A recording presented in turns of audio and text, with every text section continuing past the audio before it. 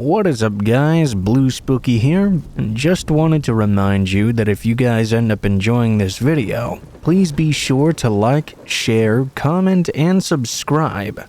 If you guys are enjoying the daily videos, it really helps me to be able to make them for a long time to come. If we could aim for about 1,000 likes on this video, I think that would be a pretty good milestone.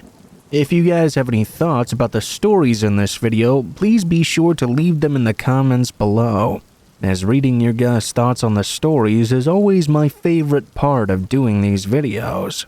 Without further ado guys, I will let you enjoy the next 40 or so minutes of true scary stories, and I will see you again at the end of the video. Have a great day.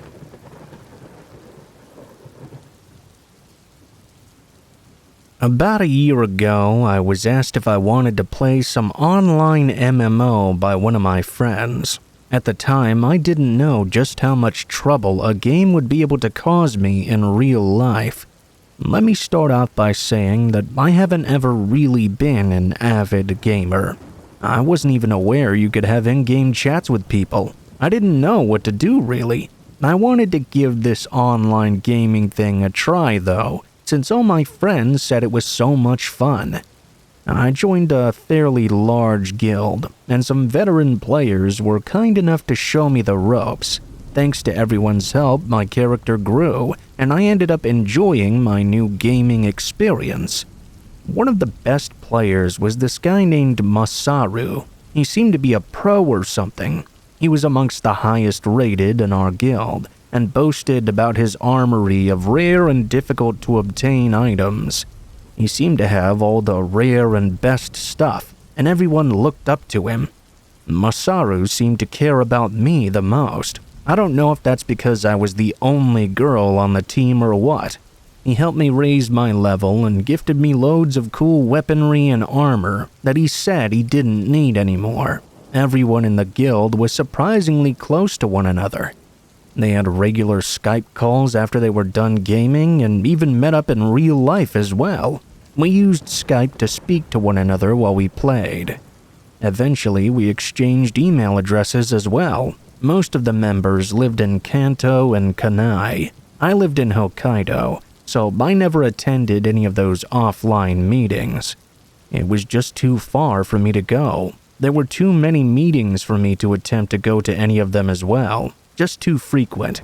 Just to let you know, the distance between Hokkaido and Kanai is about 24 hours. That's 1,500 kilometers, or 956 miles. I wasn't really careful enough about what I was doing online though. I realize that now. Without a single thought, I shared bunches of personal information about myself with people I had never met before. Thankfully, I didn't reveal my exact address or my phone number. I'm really glad I didn't do that. Let me tell you a bit more about Masaru. He was a student living in Kanai, and it seemed like every time I logged in to play, he was immediately there ready and waiting for me. He was super eager to spend time with me, and I would get messages from him from the moment I logged in. "Ah, I found you. Oh, by the way, what are you doing at the moment? Are you alone? Or maybe not. I guess you could be with someone." He would send messages to me in the one-on-one chat, excluding all the other members of the guild. He would send them to me while we were playing as a group, and when we were doing our own solo plays. I responded dutifully to begin with, but one day I was busy playing with another one of my friends in another group, and I forgot to reply. When I saw I'd missed his messages, I just thought to myself, well, I'll reply later. He then sent a message to the main chat everyone can see who plays the game, that he was supposed to be playing with someone, but they ditched him. He then went off in search of me to see what I was doing. I know it's only a game, but this was a little bit weird that he did that. I probably should have realized that was an early red flag. He started talking to me in the open environment anyone could see. It felt as if I needed to apologize for not getting back to him in our private chat. I said sorry, and he replied with, "It's okay, Mori. If you have more fun playing with others than playing with me, then..." After replying to me, he logged out. This guy was always logged in. I was shocked by his lack of embarrassment. My friends were shocked by his weird behavior too. It was so creepy to come over and follow me everywhere in game and do this lame, sulky quitting thing. I began to realize at this point that he had a bit of an unusual obsession with me. Every time I logged in from that day forward, I would immediately get a message from him. I'm certain that he would sit there waiting for me to log in and monitoring my location in the game every day.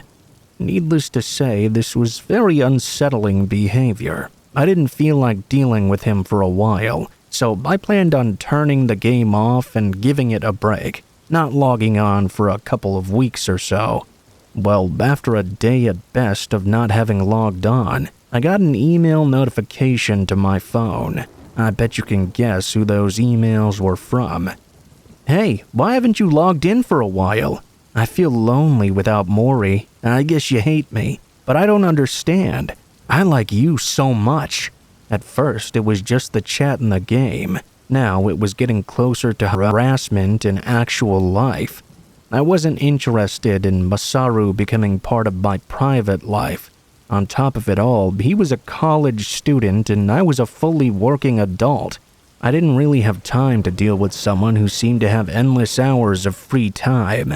The emails began coming in on the hour. It was a nightmare. Sometimes they would come in the middle of the night and wake me up.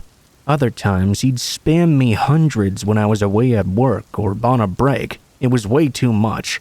I decided I needed to do something. Hey, when I'm playing games, I want to have fun with everyone. I don't want to give you special attention.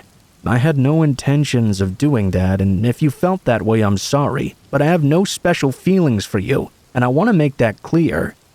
And please, stop sending me all these messages at all hours of the night. It's so annoying. In a matter of seconds, I immediately got a response from Masaru. He sent an emoticon that he used all the time and nothing more. I sighed at the sight of that and blocked my phone. I was just really tired. From that day onwards, I stopped speaking to him entirely and stopped playing the game online.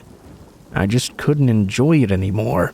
After 3 weeks of quitting playing, I got an email from someone else I used to play with. Hey, haven't seen you online recently. Maybe you got busy, but we all miss you here, so if you ever get lonely, log back on. Masaru seems to be a lot busier these days. He quit university or something, and we don't see him log in at all anymore. I felt a bit of an ominous feeling reading that email. Having said that, though, I decided I would log back in when I was free. I replied that I'd completely forgotten about the whole thing because I was so busy working as a certified instructor. Basically, I visited educational bodies and gave them free trials of products as a means of my company to get work. At the end of each free trial period, participants were asked to fill out a survey. It was a simple questionnaire where you could enter your thoughts on the instructor, me obviously, and what you made of the class and the content. We asked our participants to fill this out online. One day, I was looking through the questionnaires at the office and compiling the results into a data chart. That was part of my job. As I was scrolling through the entries, I froze. My hand stopped rolling the wheel of my mouse. I saw one had an attached picture of Masaru's emoticon he used all the time, and his email address attached as well. It felt like all the hairs on my body were standing on end. He'd somehow found me. He had attended my class in person. I couldn't believe it. I still can't believe it. I racked my brain to try and remember incidences in which I might have revealed such personal information about myself to him. I think I may have told him I worked in Hokkaido's largest area, but nothing more than that. I couldn't be too sure I'd never given him any other information, though. I was so scared that day I ended work early, and instead of going home, I decided to see my parents. They lived a good 200 kilometers, or 125 miles away. I stayed with them that night. It helped that I wasn't supposed to be working the following day. It was a scheduled day off. In the coming days, I informed my guild friends about Masaru and let them know I had to leave the game for good. I was told that he'd informed the guild he was looking for a job in Hokkaido, right near the area where I lived. I knew I needed to do something about this, so I changed my phone number, email address, and quit my job as well. I moved away from Hokkaido a few months after and met a guy that I ended up falling in love with. We got married and everything's been fine so far. Although some of what went down was my fault for sharing too many personal details about myself online. It was truly frightening to discover that some person I'd only interacted with in a game would go to such lengths to track me down in person. I had no idea someone from a game could be capable of acting like that. I guess for some it may not seem as scary written down, but to me, the person who lived it, it was truly terrifying. I don't think I'll ever be as shocked as I was in that moment when I saw the online questionnaire filled in by him and found out he was prowling around my area. That's the reason I'll never play online games again.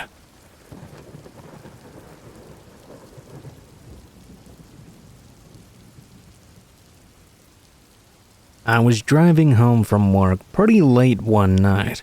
I often worked later hours, and during this time would leave work at about 10:30, then get back home at 11 p.m. or so. My job was in the city, and I lived a ways outside of it, in a much more quiet area.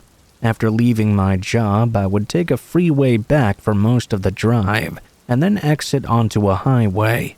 Well, one time when I was working earlier, there was a traffic jam. I found a shortcut to get home a bit faster.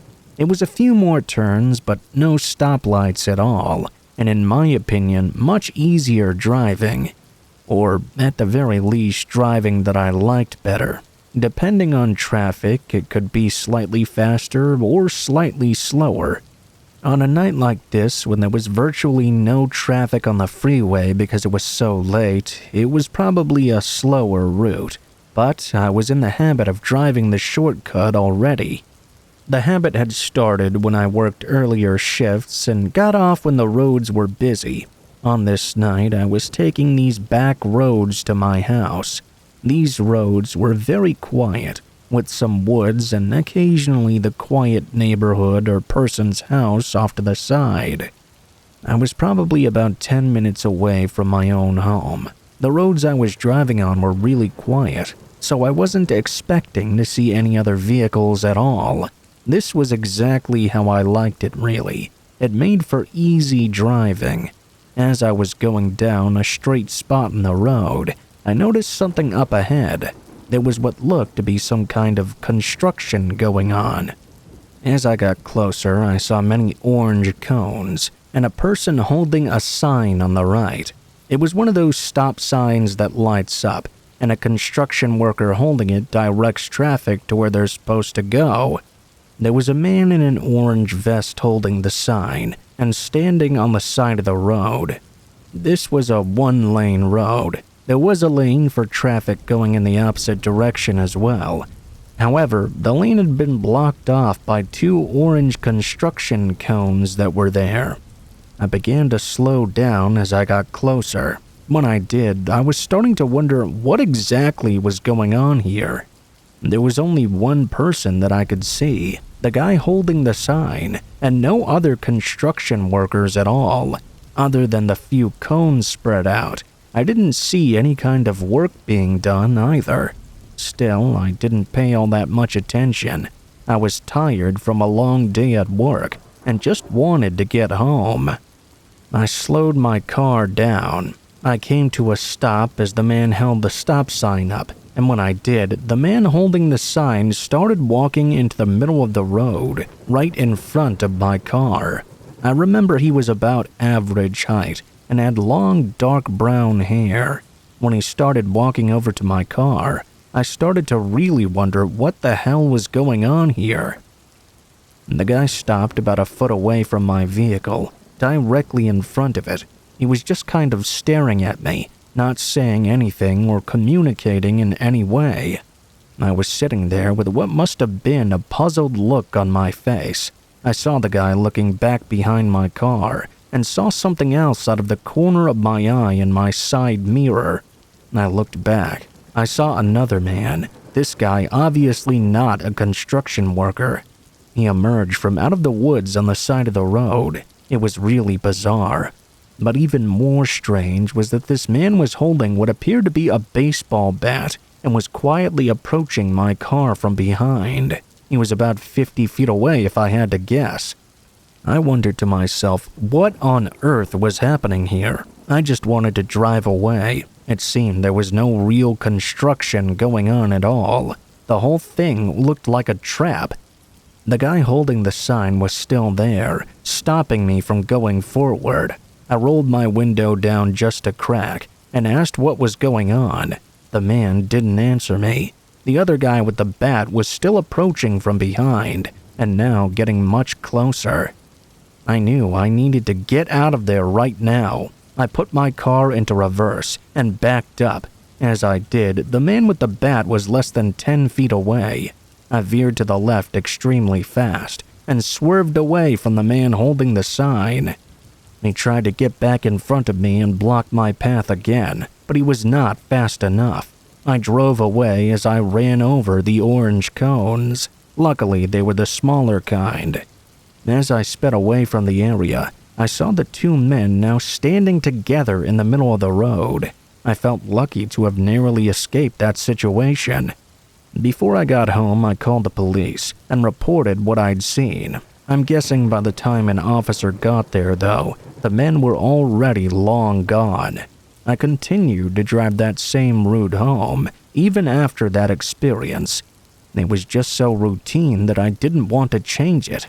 Well, just about a week after the initial incident, I was driving home once again. It was around the same time, maybe 10:30 or 11 p.m. at night.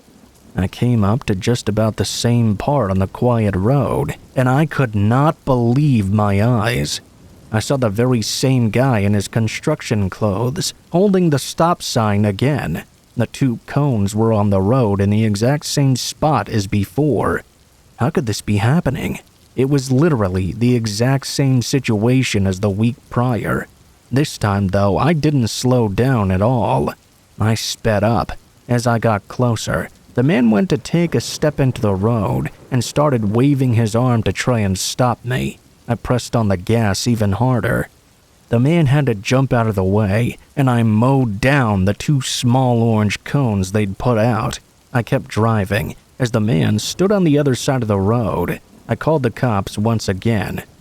That situation made me really angry. How could the same guy be back out there in the exact same spot, doing the same trap again? I really don't know if they were found after, because I didn't hear anything about it. I didn't see them again, though. It was surely a trap. I'm not sure what the guy's plan was, maybe to steal my car, or something else. The area on the road where they had set up was a very quiet area. No houses or buildings or anything like that in the immediate area. Plus, it was a long straightaway. I'm hoping they were never able to actually stop anybody.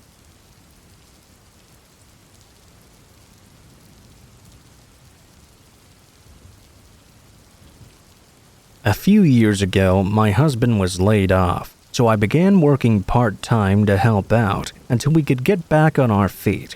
I worked at several places during this time, but my longest-term position was at TJ Maxx. Even though the job could make me crazy sometimes, my boss treated me very well and allowed me to work extra hours if I needed them. Because of the nature of the job itself, the turnover rate was very high, and most of the employees were young. They didn't last long. Those who did spent most of their time complaining and screwing around on their phones. Not that I can say I blamed them. All in all, I stayed there for over a year or so. I think I was the longest-lasting employee when I finally moved on, except for two young men. They had been at that location ever since it opened, and probably would both still be there had one of them not lost control and done something terrible to the other. For the sake of the story, I'll call the two men Joe and Steve. Joe was tall and boastful, while Steve was short and fat, with a strange speech impediment that made him sound like he was using baby talk all the time. I honestly can't think of a better way to describe it. Both barely showered as well, which made it very difficult to be around them. I think management even brought this up to one or both of them more than once, but it did very little good. They didn't seem to understand why anyone would care. I gradually came to the conclusion that they were both probably on the spectrum somewhere, especially Steve. Mind you, I don't say this to mock them at all. I just think it helps to grasp why maybe they did some of the things they did. Steve was a very kind person once you got to know him. This was made difficult by his hygiene issues, of course, but on the rare occasion I was able to stand being around him for more than a few minutes. I really got a kind vibe coming off of him. While Steve gave everyone who knew him a good vibe, Joe certainly did not. He was everything you pictured when describing a quote-unquote neck beard. I'm sure he would have had the beard had management allowed it. Although his aversion to bathing made him unapproachable, his cocky attitude made things even worse. There wasn't a single subject that he wasn't apparently an expert in, nor a person he didn't vastly outpace in intelligence in his mind. Had he actually been as smart as he claimed, he may have been somewhat interesting to talk to. But within minutes of meeting him, you could immediately tell he knew very little about anything at all. I remember at one point hearing him getting into an argument with an African-American customer, where I heard him calling her a slur. This incident, along with a few others, showed me that Joe was certainly not a nice guy. As you can probably tell by now, I couldn't stand the guy myself. For some reason, even though Steve was the complete opposite of Joe, they were pretty much inseparable.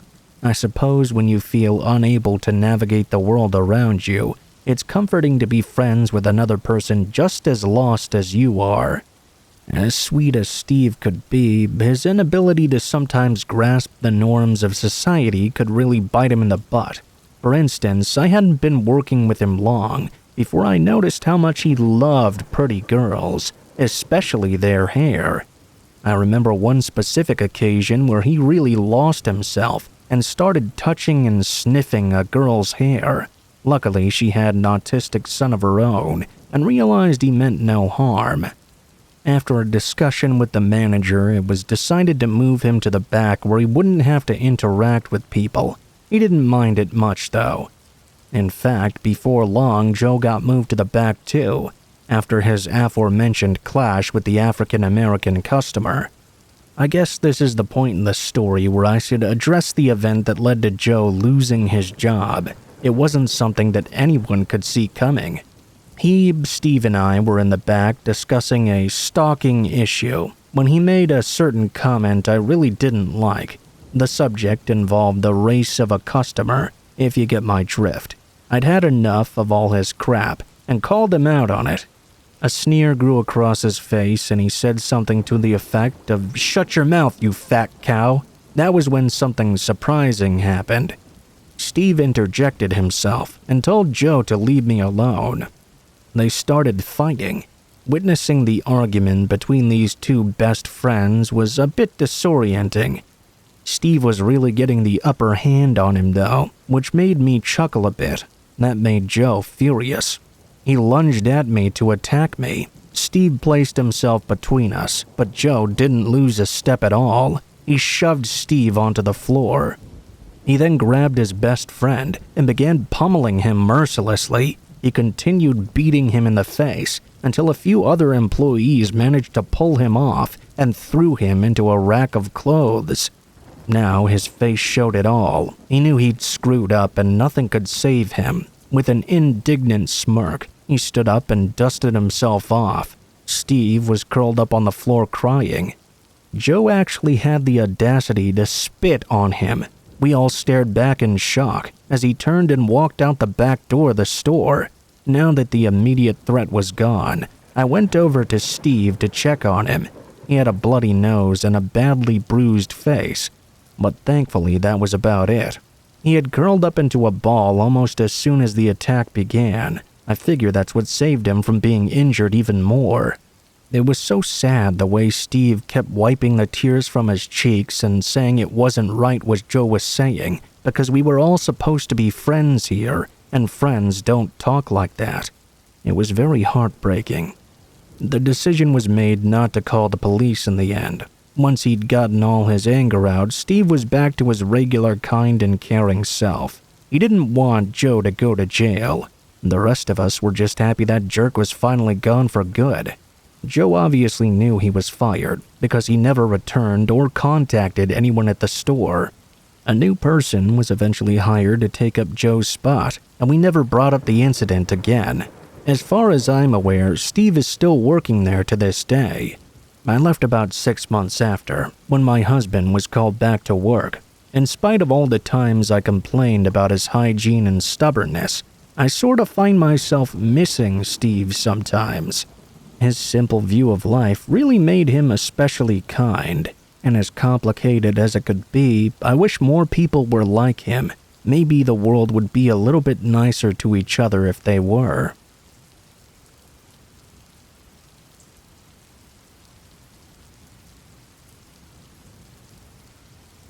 I was up until around 3 a.m. at night when I received a strange call from an unknown number. I shrugged it off, since the week before I'd bought a new phone. I thought nothing of it. The same person called over the next few days though, always at the exact same time of night. Eventually I gave in and picked up the phone. The person on the other end of the line warned me of a strange figure watching me every night through the window. I didn't recognize the voice of the caller, and even if it was somebody I knew, messing with me in this way was too much. I was way too tired to recognize their voice, therefore I just kinda shrugged it off. I didn't actually believe there was somebody watching me, and why would an anonymous person call me up and try to warn me? A couple of days later, after returning home from work, I noticed a black van parked in a very strange spot, not too far away from where I live.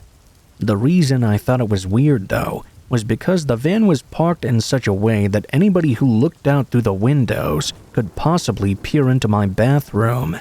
At the time, I didn't really think anything of it, though, since again, I was too tired to actually care.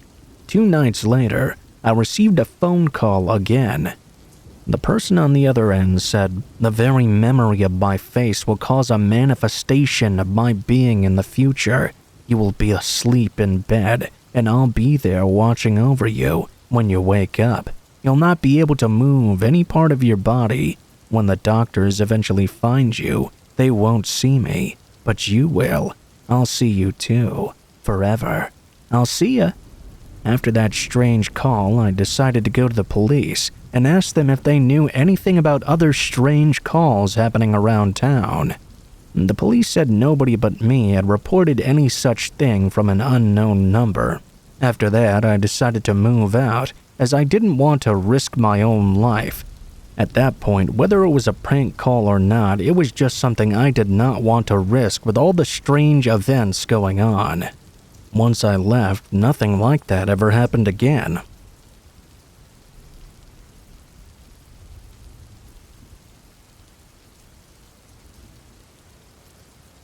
I'm typing this on my phone, so sorry for the grammar or any mistakes, and for the length of the story itself.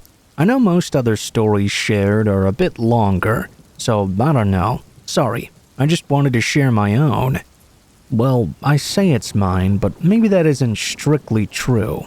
I heard about this from a friend of mine who doesn't have any interest of sharing their own stories online, so I said I could do it for them. My friend's a nurse, and this happened while she was working at a certain general hospital. In this certain hospital, there was an open secret among the staff. Unpleasant things was how some described it. Others said it was paranormal activity, and others plain just didn't want to talk about it at all. Most of the alleged events happened during the night shift. It was common that nurses would get calls from empty rooms, as if someone unseen was pressing the nurse call button next to an unoccupied bed. Because of the strange phenomenon going on, the nurses asked and were granted permission to walk the wards in pairs on the night shift.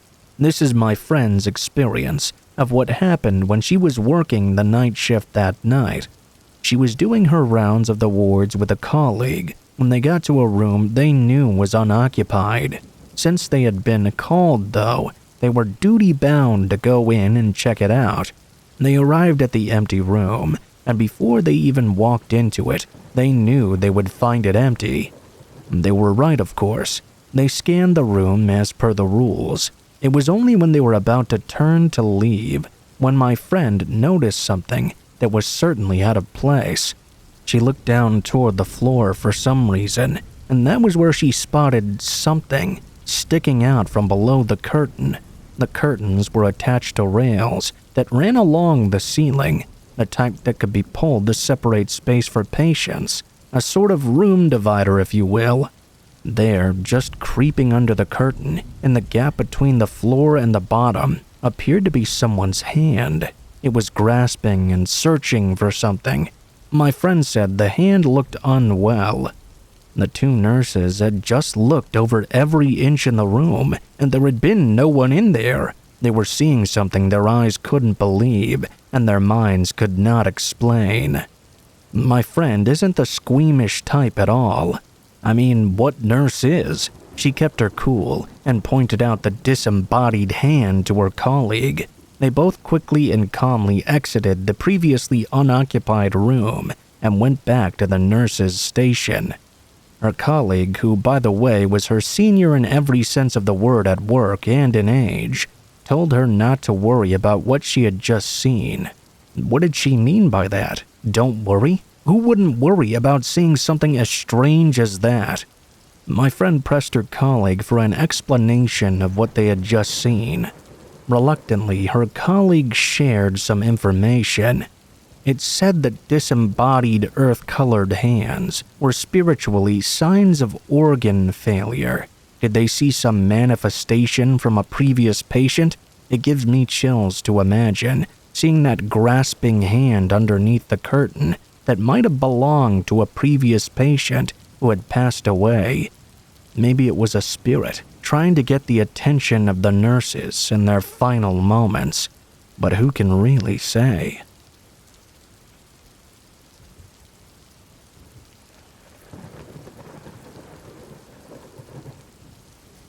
This story takes place back in the summer of 2021. During that time, I had just recently gotten a new car. Before that, I had been driving an old 2004 Chevy Trailblazer.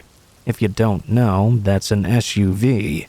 I didn't think it would be worth that much, but I still decided to sell it on Craigslist. After all, that's where I'd bought it from years earlier, and I had taken very good care of it for the most part. I took some pictures out of my driveway and then listed the car. It ran pretty well and was very reliable, so I knew somebody was bound to be interested. I listed it for $2,000 and waited. I wasn't in that much of a rush to sell it, really. It took about 2 days before I got the first response to the ad. The response was someone asking if the car was still for sale. I said yes, and they texted back, asking if they could come take a look at it. We arranged a meeting for after the person got off work the following day. I asked for their name, and they said it was Barry. Said they got off work at around 8 p.m. I suggested we meet in the parking lot of a nearby Walmart. It was a really big lot and would also be a public area. I certainly didn't want a random person to show up to my house. Barry agreed, and the very next day I drove out to the Walmart. It was only about 5 minutes away from my home. I got there early and looked around the parking lot. I told him I was in the very back corner, and you really couldn't miss me. The parking lot was always empty in the back half, so it was often used for truckers and RVs to park overnight. The first red flag happened before Barry even showed up at all. I should have driven away right there and then. He texted me, saying he was already there and asking what my car looked like. I was thinking, seriously, you're the one interested in buying this car and you don't even remember what it looks like? I gave him a description of my gray SUV in the back corner. He then replied saying he saw me and was driving over now. I looked around and saw a much newer looking car approaching me. It looked to be a red Ford Focus that must have been only a few years old. He parked right next to me, and I watched a man get out. He was younger looking, maybe 30 or so, had dark brown hair and black glasses. I got out of my car and walked over to him. We met in front of my car and shook hands, and I told him some basic information. As he looked at it, less than a minute later, he asked me if we could go for a test drive. I said yes. Barry got into the driver's seat of my car, and I got into the passenger seat. I noticed he was on his phone a lot in the short time since he'd gotten out of his vehicle. Something just seemed a little bit strange about this guy. When he started driving, I asked him if he knew this area well. I said he could drive down some roads close by. He said he knew it very well, and we left the Walmart. We headed to a quieter area. Barry went down a road I had only been on a couple of times before. It was a somewhat quiet road with a speed limit of 35. There were patches of woods here and there, and some buildings that appeared to be industrial in nature. During the drive, things were very quiet. I talked about the car for the first couple of minutes, but Barry didn't really respond or say anything back to me. I remember him looking at his phone once while driving, and I told him he shouldn't do that. He said sorry and put it away. I asked him how he thought the car was driving and if he liked it. He said yes, it was good. After 5 minutes of driving around, I was starting to think that we should begin hitting back now. And that's when Barry suddenly began slowing down. He pulled off the road and into this really creepy-looking parking lot. We were surrounded on all sides by woods, and the parking lot itself was in disrepair. It looked to be for some sort of warehouse. When he got into the lot, he drove a little ways in and stopped the car. I noticed there was one other vehicle parked in this lot already. I thought at first maybe Barry just wanted to turn around in there, but when he stopped the car, I was really confused. He shut off the engine and took the key out of the ignition. He then opened his driver's door and started to get out. I was really confused, watching him and wondering what was going on. As he was getting out, he yelled at me to get out of the car. I looked to my right and saw 3 men getting out of the other vehicle that was also in the parking lot. The 3 men were advancing towards us. They were about 50 feet away. These men started moving at a fast pace, and Barry stepped out in front of my car. He began yelling at me to get out again. I knew I was in trouble at that point. I didn't know what these guys wanted, but I realized something quickly. My car had 2 keys for it, and I had brought the spare just in case. It was in my pocket. After Barry saw I was not getting out of the vehicle, he started walking over to my passenger door. I figured he was going to try and force me out. Meanwhile, the other 3 men were only 20 feet away. I reached into my pocket and hit the button for the lock on the doors. I moved over to the driver's seat of the car. He reached the door and tried opening it, but it was already locked. In that moment, I put my spare key in the ignition and started the engine. Barry had the other key still and would be able to unlock it if he got it out again. When the car started, I saw him reaching into his pocket and saw the other men begin running. As soon as it was started up, though, I threw it into drive and slammed my foot on the gas. The car jerked away from everyone, and they gave chase on foot for a short time. I sped away and made a quick U-turn. As the men were now running for their vehicle, I drove out of that pothole-filled parking lot as fast as I could. When I was back onto the road, I took the very first turn I saw. The men were not able to reach me in their car on time, and I didn't see them behind me. I was able to get away just fine. I went straight back to my house, and when I made it back home, I called the police. I reported the whole thing. I told them about the car at Walmart as well, that Barry had left behind. I gave as much information as I could. I later found out the car Barry used to get to the Walmart was found still there and came back as stolen. I'm not sure if Barry and those other guys were ever found. I know I'm just really glad I brought the spare key with me and was able to get away from them.